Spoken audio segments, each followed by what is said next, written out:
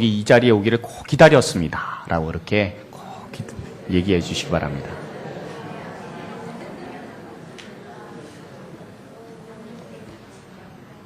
한 번만 더 해주시면 좋겠습니다. 당신 때문에 삽니다. 라고.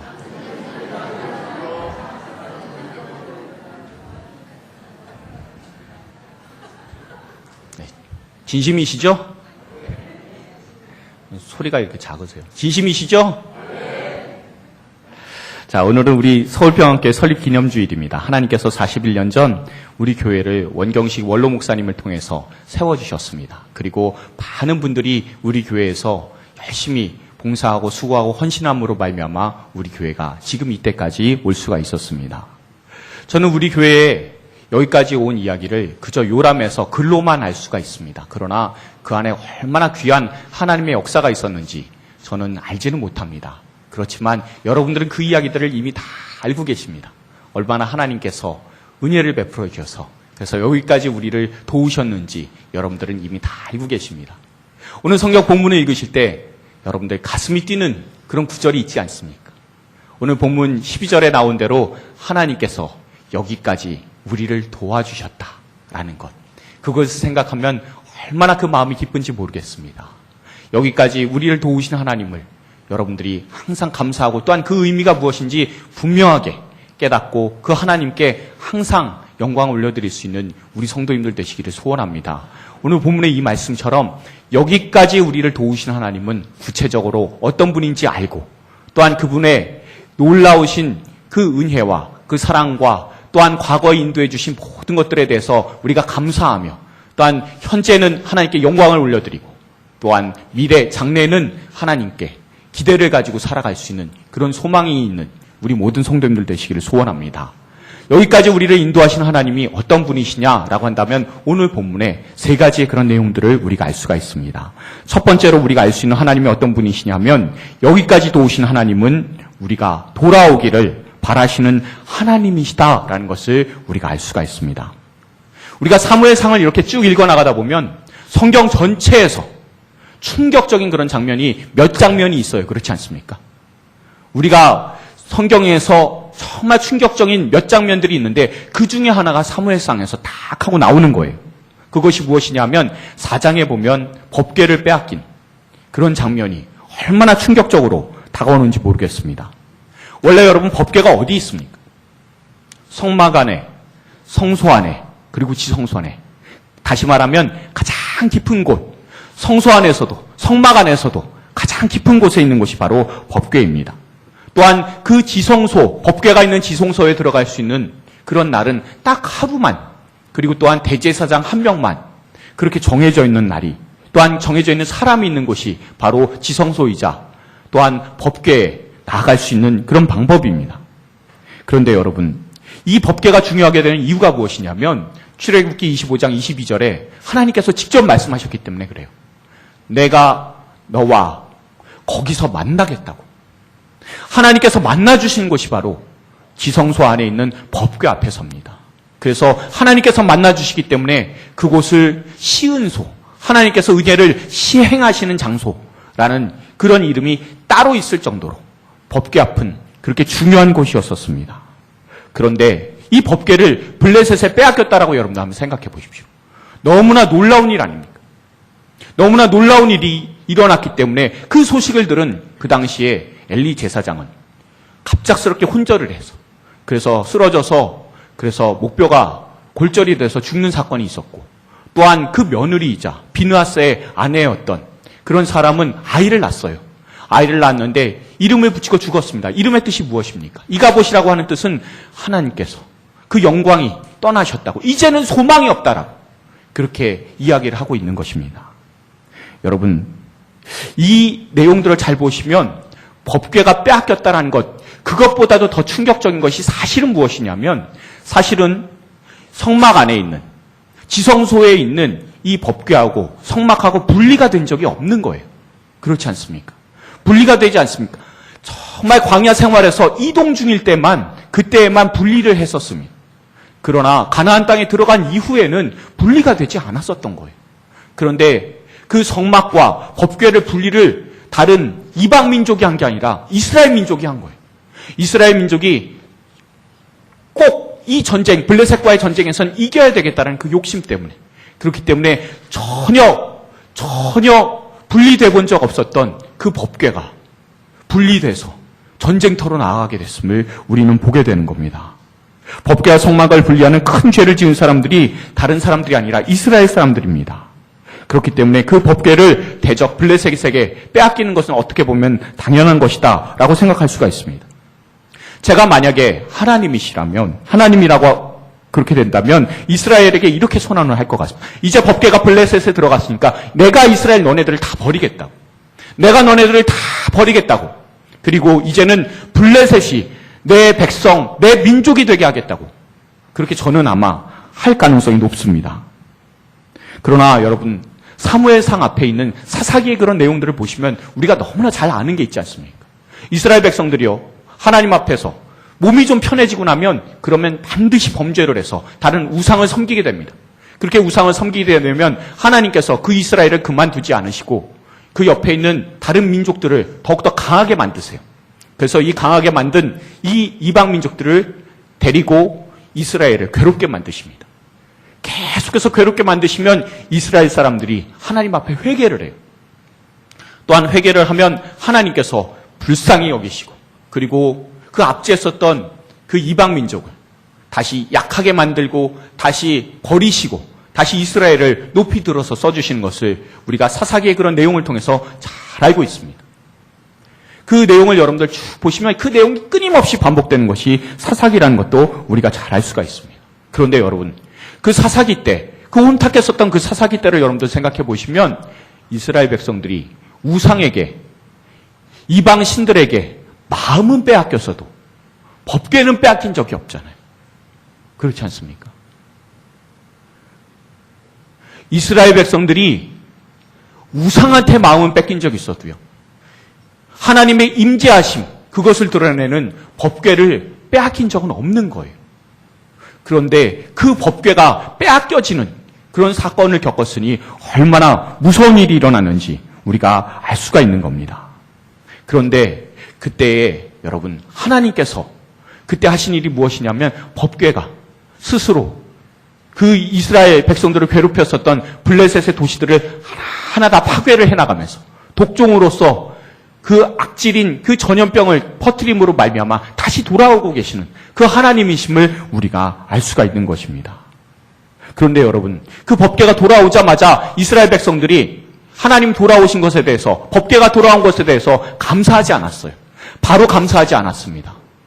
그 법궤가 돌아오고 나서 몇 년이 흘려서 오늘 본문에 나오는 일들이 있었냐면, 오늘 본문 바로 앞에 2절을 보시면 이스라엘 백성들이 20년 동안 그때에도 우상 숭배를 하고 있었음을 우리가 눈으로 확인을 할 수가 있는 것입니다.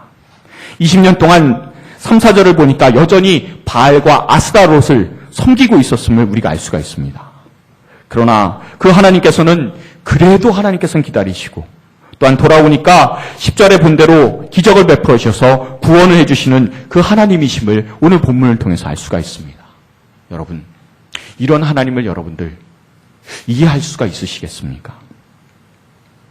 고린도전서 2장 2절을 보면 사도 바울이 고린도 교회 교인들에게 한 가지 신앙 고백을 하는 내용이 나와요. 내가 너희 중에서 예수 그리스도와 그가 십자가에 못 박히신 것 외에는 아무것도 알지 아니하기로 작정하였습니다. 아멘. 이 말씀이 나오는 거예요. 사도 바울이 무엇을 기억하냐면 예수님과 그 십자가, 못 박히신 그 십자가에 못 박히신 예수님, 이거 외에는 내가 절대로 알지 아니하기로, 신경 안 쓰기로 그렇게 작정하였노라고 그렇게 이야기를 합니다. 고린도 교회에서 벌어진 일들을 우리는 잘 알고 있습니다. 무슨 일이냐면 교회 안에 음란이 있잖아요. 또한 교회 안에서 서로 4개의 파벌로 갈려져서 싸우고 있는 상황입니다. 그리고 또한 소송까지 걸고 있는 그런 상황인 거예요. 또한 교회 안에 주의 백성들은 결혼을 해야 되냐 말아야 되냐라는 기준도 없고요. 성만찬에 대한 기준도 제대로 세워지지 않은, 다시 말하면 교회에 있어서 여러 가지 문제를 가지고 있는 그런 교회인 것을 우리가 알 수가 있습니다. 그러나 그런 모든 문제가 있다 할지라도 이 모든 문제의 정말 핵심은 우리 주 예수 그리스도만 생각하면 된다고.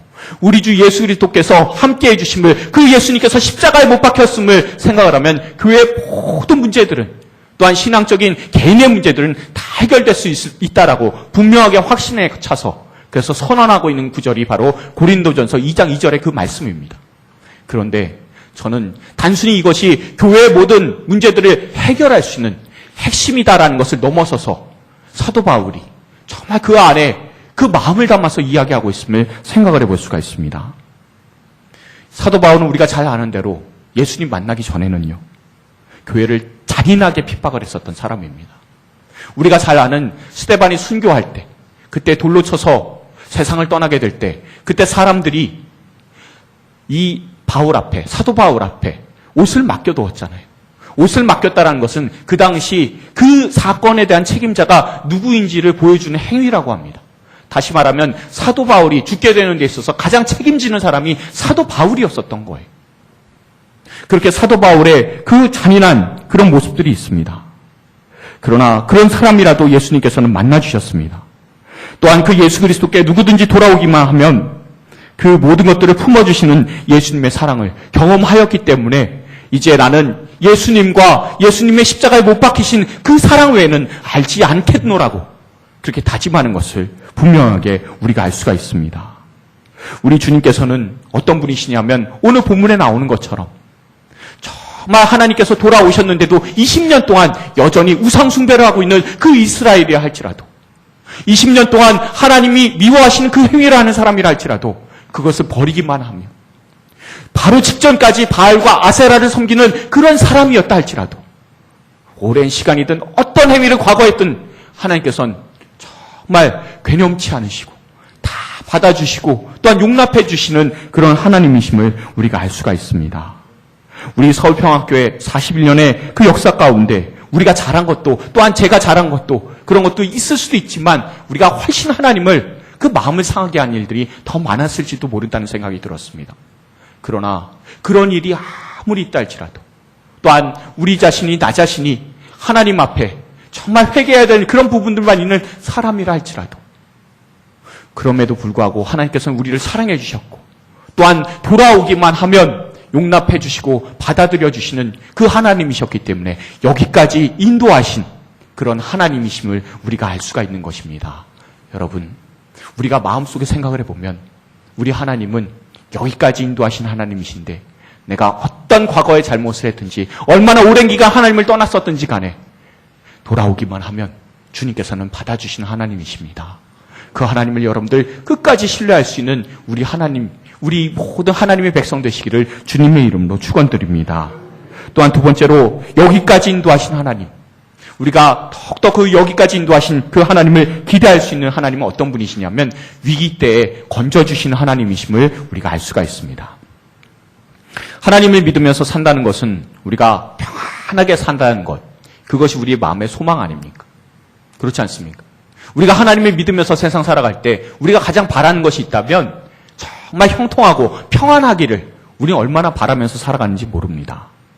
그러나 우리가 그렇게 살아가기를 바라지만 그렇지 않는 경우가 훨씬 더 많다는 것을 우리는 알고 있습니다. 왜냐하면 성경만 봐도요, 기적이라는 것이 많이 등장을 하잖아요. 수도 없이 성경에 기적이라는 것이 많이 등장합니다.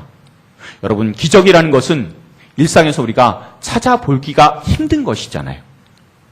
기적이 필요하다라는 것은 일상적인 방법, 그걸로서는 해결될 수가 없다라는 것을, 해결되지 않는 상황이라는 것을 우리가 알 수가 있는 겁니다. 일상이 평탄한데 기적이 무슨 의미가 필요가 있습니까? 여러분, 저는 제가 항상 기도를 할 때 그때 저 자신이 기적 필요 없는 사람 되게 해달라고 그렇게 기도하는 경우가 많이 있습니다. 그리고 또한 새벽에 언제건 여러분들을 위해서 기도를 할 때, 우리 성도님들을 위해서 기도할 때 그런 기도를 자주 하게 돼요. 하나님, 화급한 중에 주님의 이름 부르는 일 없게 해주십시오. 기적이 필요한 인생 되지 않도록 주님께서 꼭 도와주십시오. 라는 기도를 자주 하곤 합니다. 그럼에도 불구하고 기적은 성경에서도 우리의 삶에서도 가끔씩 일어나게 됩니다.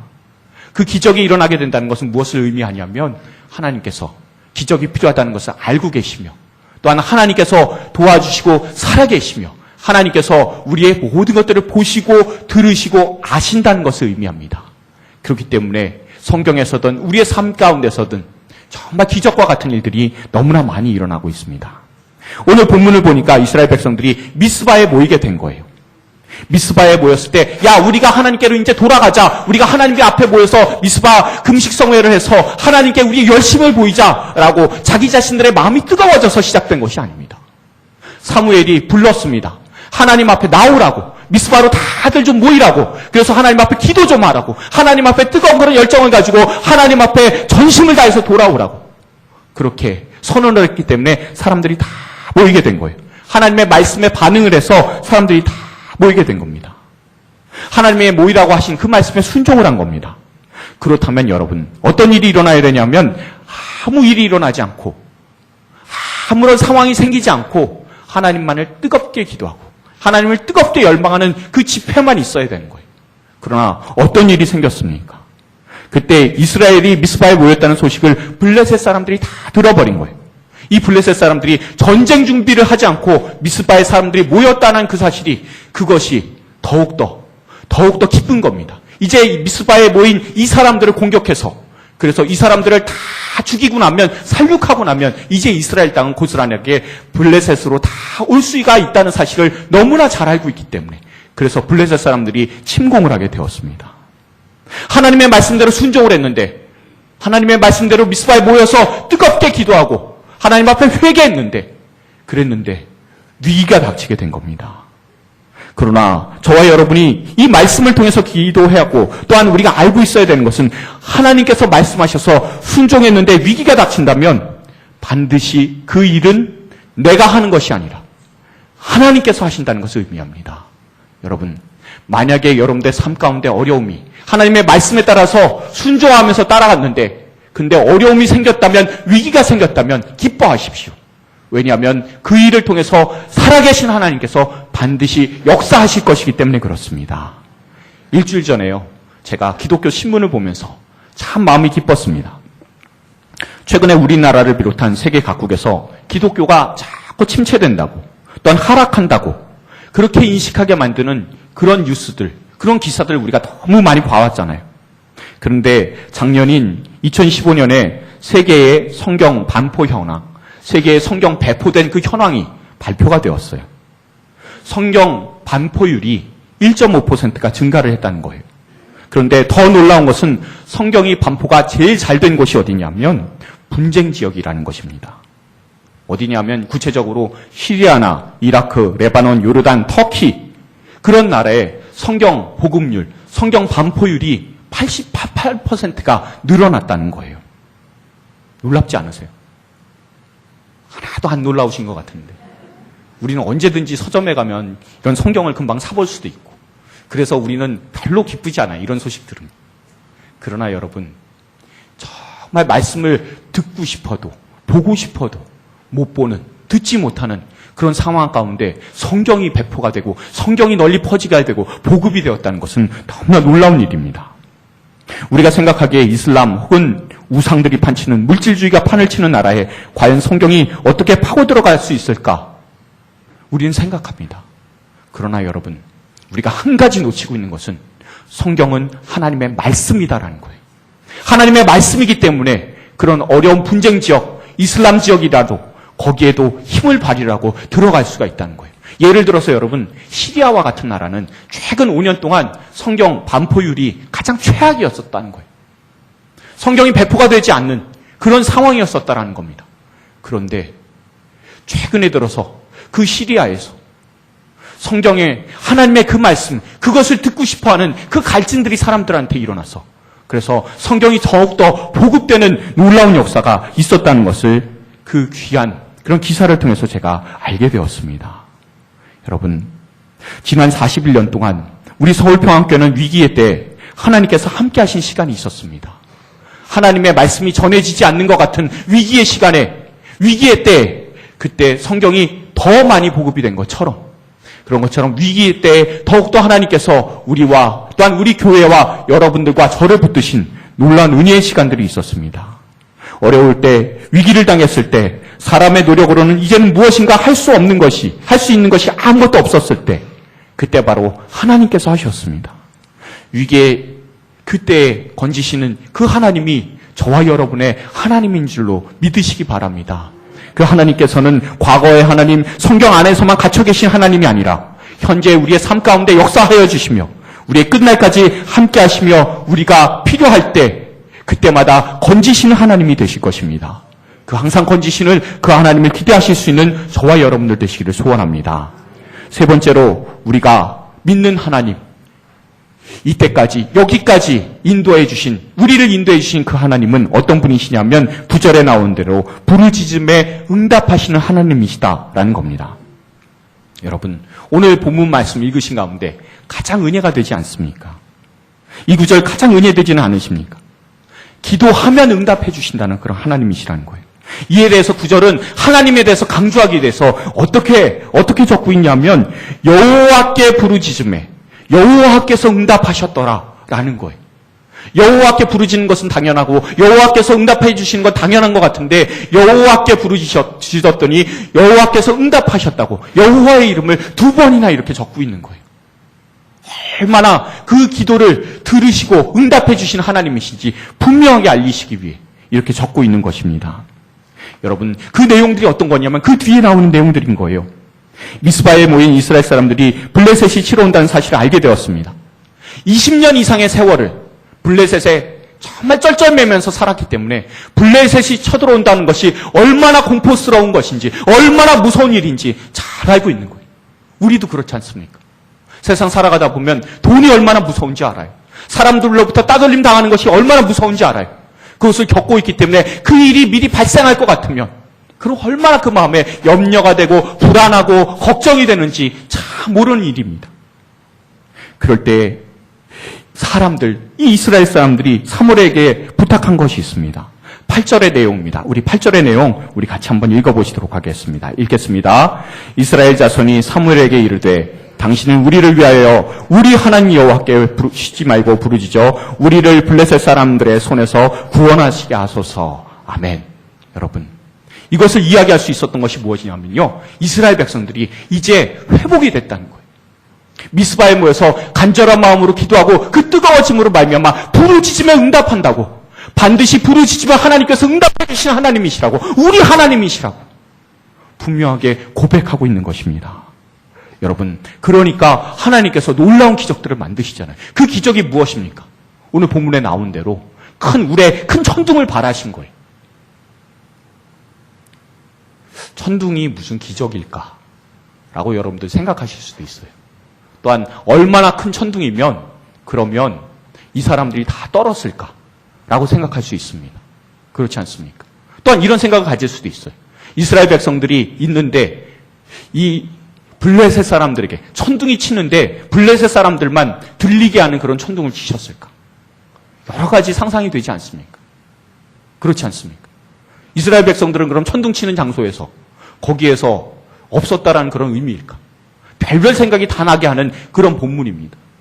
그러나 그 우레를 쳤다라는 그런 내용이 어떤 의미인지 이렇게 생각해 보면 어떨까 싶습니다.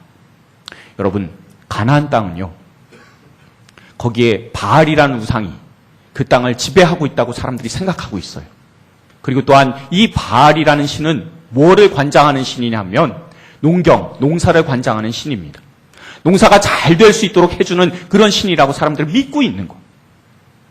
그런데 여러분, 그 기후를 관장을 하니까, 그러니까 날씨를 관장을 해서 농사 잘 되게 하는 것이잖아요. 그래서 바알의 무기가 뭐냐면 천둥인 거예요. 우레인 거예요. 그런데 우레가 정말 무섭고 큰 소리로 블레셋에게 이렇게 쳤을 때 블레셋이 당황했을 것을 한번 생각해 보십시오. 그동안 자기들이 바알을 섬겼는데, 바알은 우리 편이라고 생각했는데, 그랬는데 그 천둥이 자기들한테 떨어지니까 얼마나 놀랬겠습니까? 이제 바알이 우리 편이 아닌 거예요. 또한 자기들의 그 바알이 쓰는 무기인 그 천둥을 여호와께 뺏겼다라는 그런 생각을 가지고 있으니 자기들의 보호자는 이제 사라진 겁니다. 천둥이 그렇게 무섭게 치는데, 근데 이제 자기를 보호해 줄 수 있는 그런 신이 없다라고, 이제 신은 떠났다라고 생각하게 되니까, 그 생각을 가지게 되니까, 여러분, 이 블레셋 사람들이 혼란스러워졌습니다. 너무나 혼란스럽다는 것은 어지럽게 되었다는 그런 뜻은 히브리어로 하맘이라 하는데 요란하게 되고 도저히 마음을 잡을 수 없게 됐다는 것을 의미하는 그런 단어입니다. 큰 충격을 받았다는 것을 의미합니다. 싸울 용기가 그 자리에서 다 사라졌음을 의미합니다. 그러자 이스라엘 백성들이 꿈에서 깨어나듯 그 블레셋을 끝까지 추격해서 그래서 다시는 이스라엘 영토로 못 들어오게 하게 했노라고 오늘 본문은 이야기를 해주고 있습니다. 여러분, 우리가 알 수 있는 하나님은 어떤 분이십니까? 하나님 우리를 구원해 주십시오라고 하면 그냥 단순하게 구원해 주시는 그런 하나님으로 끝나지 않아요. 기대하는 것 이상으로서 모든 것들을 해주시는 그런 하나님이심을 우리가 본문을 통해서 알 수가 있습니다. 그 우레친 것, 그것이 무슨 소용이 있을까라고 우리는 생각하지만 그게 블레셋 사람들의 그 마음속에서 공포를 심어주는 가장 큰 효과적인 그런 방법이었다는 것을 알 때 우리는 하나님이 어떤 분이시냐고 할 때 우리가 부르짖으면 응답하시는 하나님이신데 우리의 기대 이상으로서 응답해 주시는 그런 하나님이심을 우리가 알 수가 있는 것입니다. 여러분, 우리가 기대할 수 있는 것 다 그만큼의 하나님이면 우리 하나님 못 믿잖아요. 안 그렇습니까?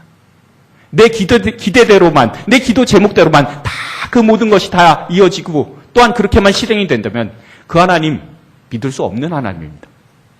그러나 그 기대 이상으로 부르짖으면 응답하시는 하나님이시다라는 것을 우리가 오늘 본문을 통해서 우리가 알게 될 때 얼마나 마음이 얼마나 흡족하고 또한 감사가 이어지는지 모르겠습니다. 제가 지난 주간 동안에 제가 한 가지 이렇게 기대 이상으로 공급해 주시는 하나님에 대해서 경험한 것, 그거 하나를 말씀드리려고 해요. 김포로 이사 가신 권사님한테 신방을 가려고 했습니다. 신방을 가려고 신방 대원들하고 약속을 다 잡았어요. 잡고 났는데 제가 좀 많이 게을러서 그래서 신방 가야 될 때 그 신방 물품을 준비를 안 한 거예요. 그 이사 신방 갈 때는 그래도 뭐 두루마리 화장지라도 좀 갖고 가야 되는 거잖아요. 근데 그거를 준비를 안 하고 그 전날 할까 말까 하다가 귀찮아서 내일 사야지 했는데 시간이 너무 촉박해져서 그래서 빨리 사야 되는 그런 상황이 발생을 했습니다. 어디 마트라도 가면은 좀 싸게 살 수 있잖아요. 그런데 시간이 급하니까.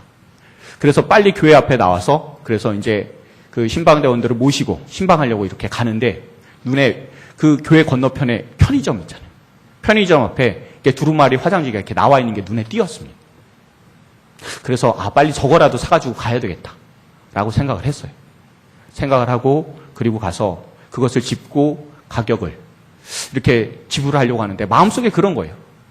여기 되게 비싼데. 편의점 비싸잖아요. 그래서 그거를 계산을 하려고 딱 갖다 놨는데 근데 거기 일하시는 분이 이렇게 딱 찍어보더니 손님, 이 화장지는 1+1입니다. 그래서 하나를 더 가져가게 돼요. 똑같이 24개 들어간 거예요. 얼마나 마음이 기뻐요. 야, 하나 뭐 공짜로 하나 생겼다는 그 마음에서부터 너무 감사하다는 그런 생각이 드는 거예요. 그래가지고 이제 일단은 김포에 이사 가신 권사님이 신방을 했어요. 했는데 근데 신방하러 오신 저는 생각도 못했는데 그 같이 하신 신방대원 권사님들께서 저한테 이런 말씀하신 목사님 여기서 조금만 더 가면 일산에 계신 권사님 계시는데 거기도 신방하러 가면 어떻겠습니까? 제가 뭐 마다할 게 없잖아요. 그래서 1+1으로 받은 그 화장지를 들고 손 부끄럽지 않게 간반에 그 권사님이 신방했다는 거 아니에요. 여러분, 작은 일인 것 같기도 하지만 그런 작은 것 하나도 주님께서는 우리 기대 이상으로 챙겨주시고 함께해 주시는 그런 하나님이심을 우리는 믿습니다. 여러분, 그런 기억들 여러분들 다 갖고 계시지 않습니까? 하나님께서 우리가 부르짖으면 응답하시는 하나님이시지만 우리의 기대, 그것 이상으로 응답해 주시는 그런 하나님이심을 여러분들께서 꼭 기억하실 수 있기를 소원합니다. 우리가 오늘 본문을 통해서 알게 된 하나님, 여기까지 우리를 도우신 하나님은 어떤 분이십니까? 우리를 끝까지 기다려주시는, 그리고 또한 기다려주시면서 돌아오기만 하면 또한 얼마든지 받아주시는 하나님이시죠. 또한 그 하나님께서는 위기에 대해 건져주시는 하나님이시며 또한 하나님께서는 우리의 부르짖음에 그때 응답하시되 기대 이상으로서 응답을 해주시는 우리 아버지 하나님이심을 우리는 잘 압니다. 우리 기대 이상이신 그 하나님을 의지하면서 우리가 앞으로도 하나님께서 우리 교회와 우리의 삶을 인도하시고 이끌어 주실 것을 기대하면서 살아가실 수 있는 저와 여러분들 다 되시기를 주님의 이름으로 축원합니다. 우리 주변에 계신 분들하고 이렇게 한 번만 인사하셨으면 좋겠습니다. 우리 하나님은 기대 이상이십니다.